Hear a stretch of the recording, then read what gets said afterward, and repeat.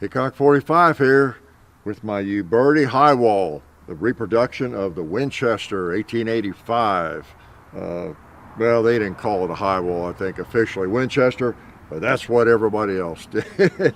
Let's shoot the thing. Guess what? I'm going to shoot black powder in this thing. 535 grains of lead. Let's just put one in there, a torpedo in the tube, and see if it'll fire. Okay?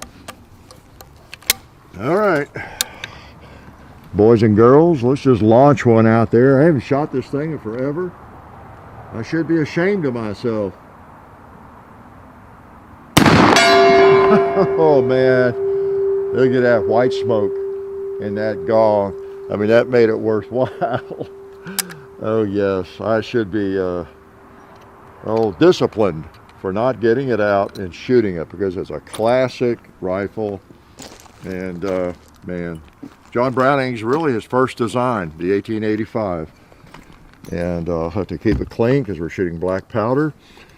Oh man, a very interesting gun. I've always liked this. I don't know why I don't get it out more often, but yeah, great. This is my gun, of course, chapter 2. So these are some black. I'm too lazy. I just, man, I got so many things I try to do. So I used to load 4570 black powder rounds, and I just still have some, I think. But these I just got from Buffalo Arms, bought them, and you know, the big old heavy. They're the heaviest ones I've seen for a 4570, 535 grains. And I don't know where they hit, or where they were to hold.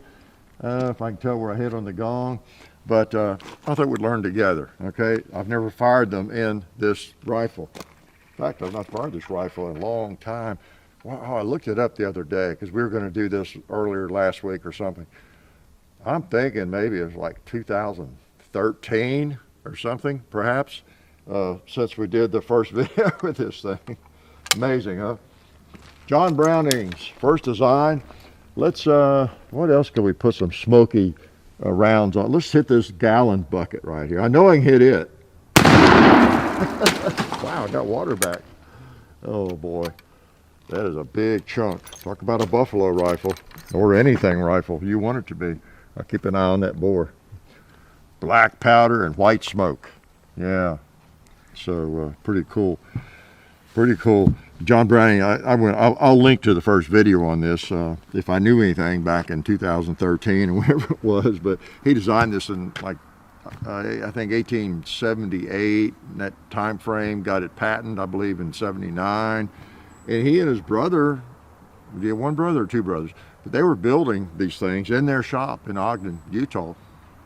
And I read they were putting out about 3 a day. And pretty impressive to me. You got the barrel and rifle it and make that. I mean, a lot to do, you know, even though it's a fairly simple design. And then there was a guy's named Benton, I think, a sales rep for Winchester, ran across one in a gun shop.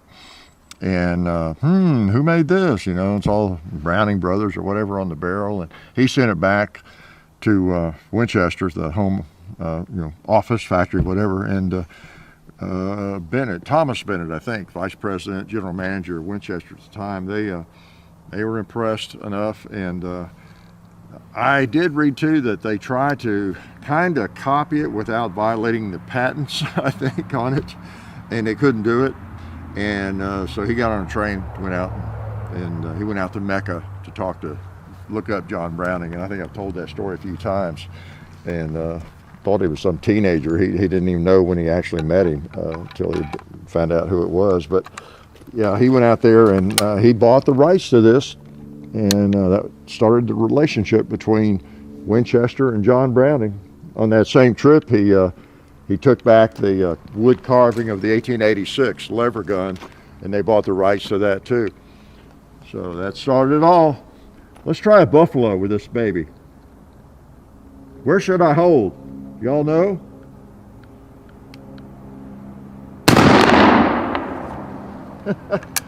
Probably that went low. And that's the problem. Let me shoot again. When you're shooting black powder, you don't know where the bullet hit. I'm gonna hold a little bit higher.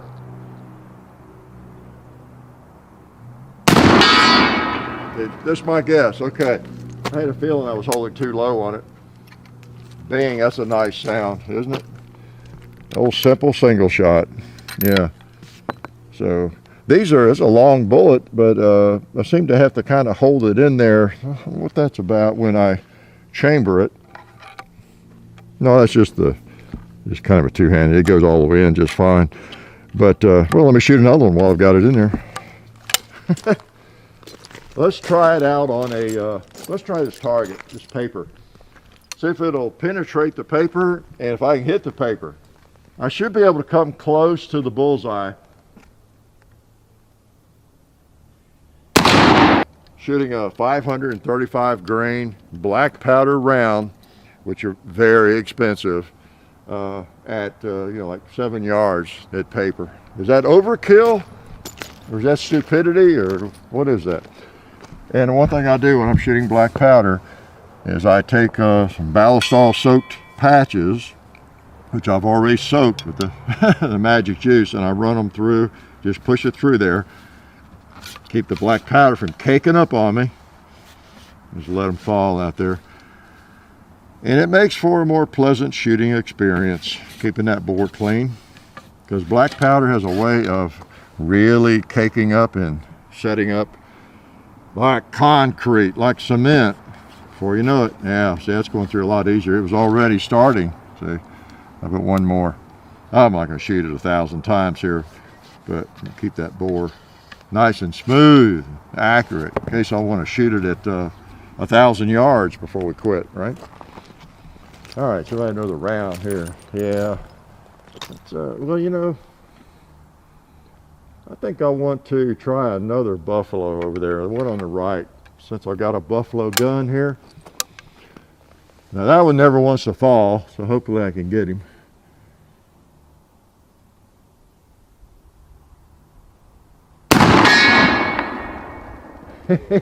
Well, I didn't see through the smoke, but I heard it at 535 grain chunk of lead. Rolled him over, didn't it? So yeah, I kind of think of it as a buffalo gun, but these came along later. What John Browning was doing was trying to improve the over-the-sharps rifle, basically, and he feels like he did. He said with bringing the hammer into the middle and with the two locking lugs on the side, you know, kind of like the 1886 Winchester in a way. So he was trying just to create a better sharps rifle.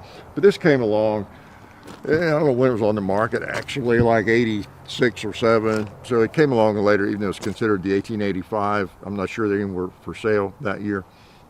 And so by then, there was not a lot of buffalo hunting. This is really, they were making this primarily for the shooting matches, the Creedmoor shooting matches, which was a very, very popular endeavor back then.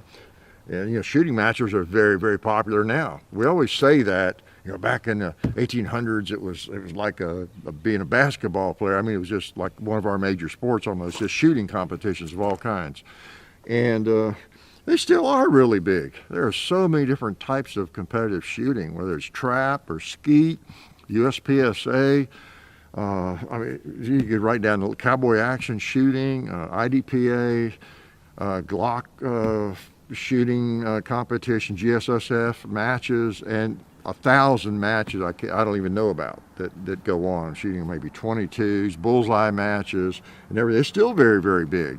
You know, just because some people don't know about it doesn't mean it's not pretty big. Okay, so let's shoot another round. How's that? But anyway, yeah, this was more of a competition rifle. I'm sure they were used for hunting. And there were a lot of different calibers it was made for. Because, you know, these single shots they're just pretty easy to chamber in lots of different, you know, cartridges. And there were 22s and just everything else. You might have guessed I like the big bore, right? 45-70. We'll probably shoot every target here. I just want to take out a few of them. I might even leave some 2-liters. It's really more fun with this thing. Take advantage of the lead and slap something over there on the hill, which I think I'll try at Ram in the middle over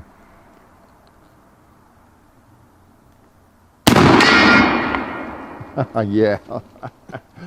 Oh man.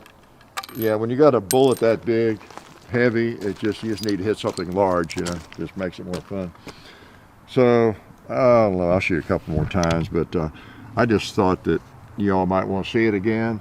I know I wanted to see it again, and realized haven't done a chapter 2. And then, so here's what I do when I'm shooting one of these kind of rifles, a cartridge rifle, black powder. I keep patches out here. I wet them down, and this particular dowel rod here is perfect size. Since I'm not pulling it back through, I'm just pushing it, so I don't need to go back and forth, but I want to push all that black powder mess out and clean her up. When I'm finished shooting, then I spray more of it down the barrel and do the same thing. But right now I'm just trying to keep it decent so it doesn't harden up and affect my accuracy, because I need all the help I can get. I don't need any problems with accuracy, do I? So yeah, this is a Uberti, a really nice reproduction. I think in the first video I talked about a viewer was walking around a gun show, Hendersonville somewhere, and he was trying to sell it, and so I let him sell it to me. I never owned one. You don't see as many antique high walls like this. I don't, at least. I go to a lot of gun shows. At least I used to, back when the world was normal.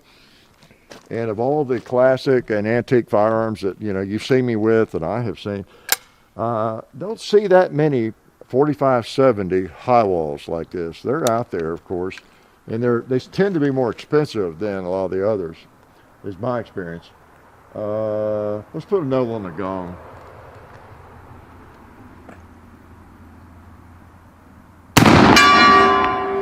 Oh boy, does it ring it. That heavy lead really does. And I think I mentioned in the first video, the high wall were the larger calibers. They had a bigger wall on the side. Imagine that. And it sort of hid, let me get that case out. It was called that because it kind of hid the hammer on the high wall. You don't see as much of the hammer in there from the side.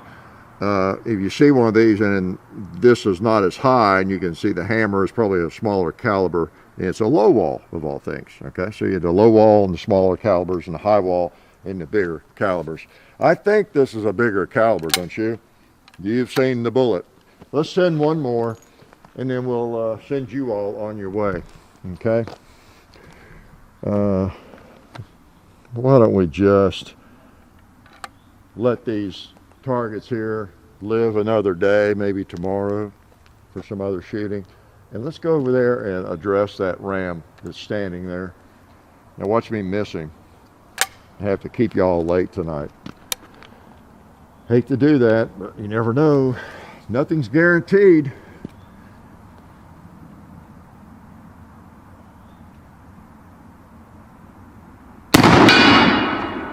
Oh, all right, look at that smoke. Hovering in the air.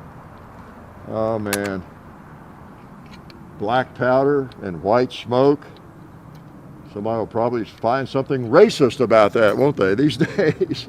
But it is kind of a contradiction, isn't it? Black powder smells good and it creates a white smoke. It's one way to determine if you're watching a movie or anything, if maybe they're using real black powder, if it's authentic.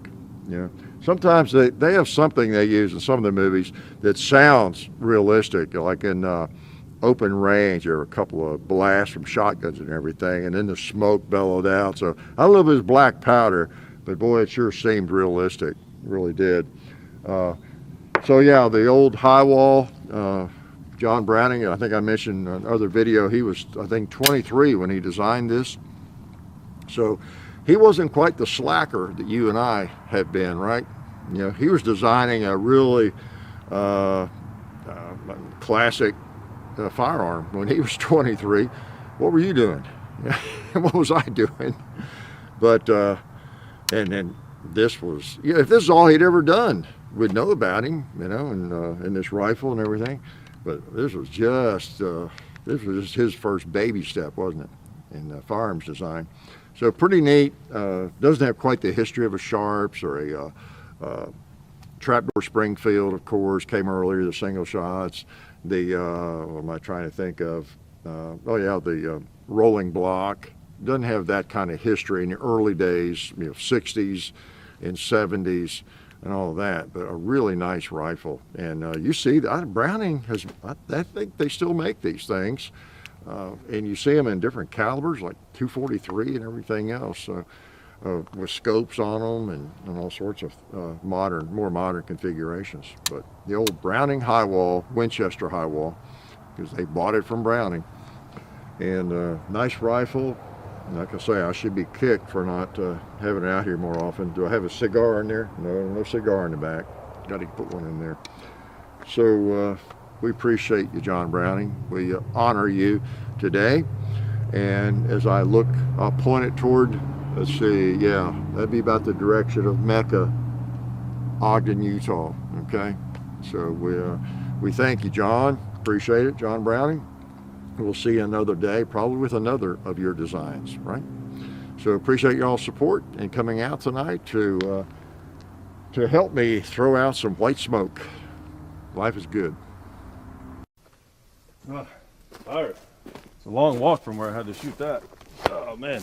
Oh hey, didn't see you guys there. Since you're here, I want to let you know about our friends over at Talon Grips and Ballistol, talongungrips.com. Check out everything they have over there. You can get lots of different grips, the stick-on grip textures for your handguns and rifle grips, so go check them out. Also Ballistol, they're a firearms lubricant or anything else you might need lubricating.